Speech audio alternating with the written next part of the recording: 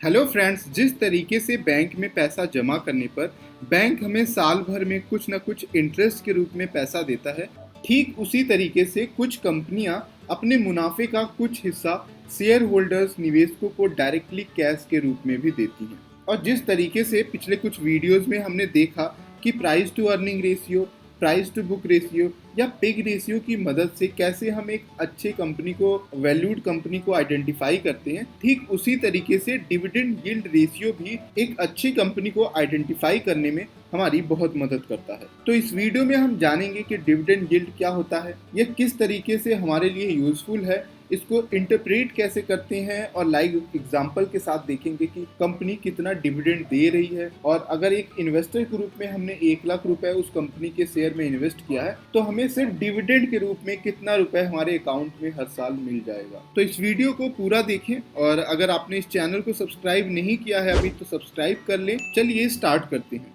Dividend यानी हिंदी में इसको लाभांश भी कहते हैं, तो लाभ का एक हिस्सा, तो कंपनी जो भी अर्न कर रही है उसका कुछ हिस्सा कंपनी जो है डायरेक्टली शेयर होल्डर्स को दे देती है और कुछ पैसा कंपनी के ग्रोथ में इन्वेस्ट करती है या रिजर्व कर लेती है। तो जो हिस्सा कंपनी डायरेक्टली इन्वेस्टर्स को बैंक अकाउंट में दे देती है उसको ही डिविडेंड कहते हैं। और डिविडेंड यील्ड वो रेशियो होता है जिससे हमें पता चल पाता है कि करंट मार्केट शेयर प्राइस के मुकाबले कितना पैसा हमें एज ए इन्वेस्टर मिल रहा है, ये परसेंटेज में व्यक्त किया जाता है। इसको हम देखते हैं कि एग्जांपल से डिविडेंड यील्ड का पता तब चलता है जब हमें एनुअल डिविडेंड पर शेयर को कंपनी के करंट स्टॉक प्राइस से डिवाइड कर देते हैं और 100 का मल्टीप्लाई कर देते हैं। एग्जाम्पल से देख लेते हैं, अगर कोई कंपनी जो है 10 रुपए पर शेयर डिविडेंड दे रहा है और कंपनी का करंट शेयर प्राइस 250 रुपए है, तो जो कंपनी का डिविडेंड यील्ड हो जाएगा वो 4% का हो जाएगा। तो ये पैरामीटर काफी अच्छा होता है अगर हमें दो कंपनी के बीच सेलेक्ट करना है और दोनों सेम इंडस्ट्री की कंपनी है और दोनों का ग्रोथ आउटलुक अगर हमें लगता है कि सेम है आने वाले 5 सालों में। एग्जांपल के तौर पे लेट्स से कि HDFC बैंक का भी जो स्टॉक प्राइस है या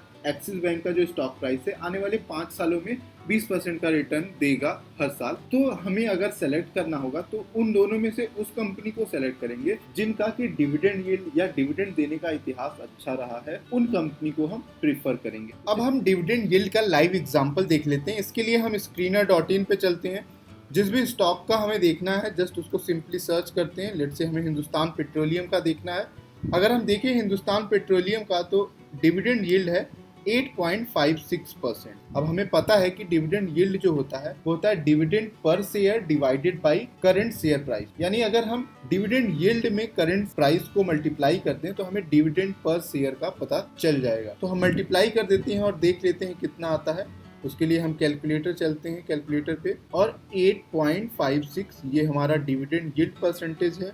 उसमें करंट शेयर प्राइस को हम 185.75 आ गया 1590। इसमें 100 को डिवाइड कर दे तो यानी 15 रुपए 90 पैसे हर साल कंपनी जो है एज ए डिविडेंड के रूप में हर शेयर पे दे रही है। और अगर हम बात करें इसके तो डिविडेंड की, तो डिविडेंड अगर हम देखें 5 सालों का एवरेज, कंपनी के 5 सालों का एवरेज देखें तो ये 2000 करोड़ रुपए ये स्टॉक डिविडेंड के रूप में हर शेयर होल्डर्स को बांटता था।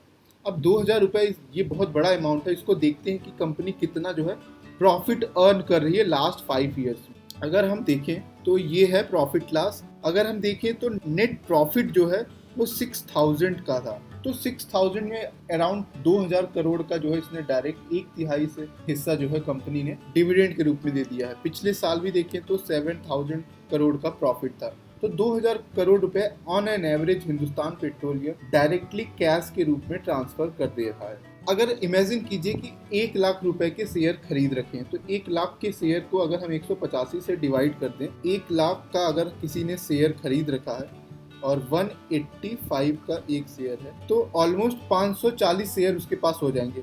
अगर 540 में अगर हम 15.9 का मल्टीप्लाई करते हैं तो हमें ऑलमोस्ट आप देखिए तो 85 ऑलमोस्ट 8,500 रुपए हमें एज अ डिविडेंड के रूप में लाख रुपए इन्वेस्ट करने पे इस स्टॉक में मिल जा रहा है। आगे हम ये भी देखेंगे कि हाई डिविडेंड यील्ड होने का क्या नुकसान है और लो डिविडेंड यील्ड होने का क्या फायदा है। तो इस वीडियो को बने रहें। एक और एग्जांपल देख लेते हैं हिंदुस्तान यूनिलीवर का। अगर हम हिंदुस्तान यूनिलीवर की बात करें तो इसका जो डिविडेंड यील्ड है वो 1.10 का है। तो 1998 में अगर हम 1.10 को मल्टीप्लाई करते हैं तो हमें ऑलमोस्ट 22 रुपए का जो है हर शेयर पे एज ए डिविडेंड के रूप में हमें मिल जा रहा है। और अगर हम हिंदुस्तान यूनिलीवर के एवरेज डिविडेंड को देख लें अगर हम, तो इसने जो है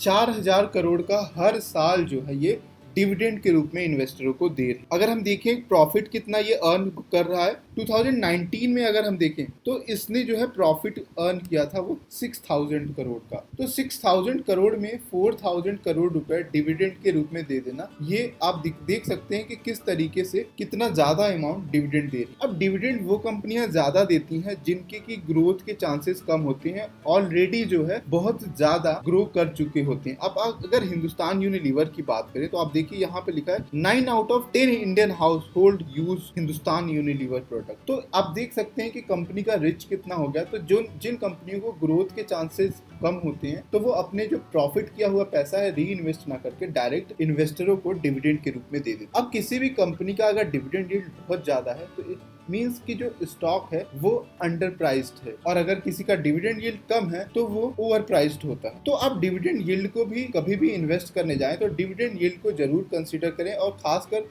जब आप लॉन्ग टर्म के लिए इन्वेस्ट करते हैं। डिविडेंड यील्ड की खास बात ये है कि ये हमेशा करंट शेयर प्राइस पे कैलकुलेट किया जाता है। डिविडेंड जो होता है अगर आप देखेंगे तो फेस वैल्यू पे, और dividend yield current share price. तो डिविडेंड यील्ड एक अच्छा पैरामीटर्स होता है अच्छी और वैल्यूएबल कंपनी को देखने के लिए। आई होप आपको ये डिविडेंड यील्ड का जो कॉन्सेप्ट होगा वो समझ में आया होगा कि क्या होता है, कैसे होता है।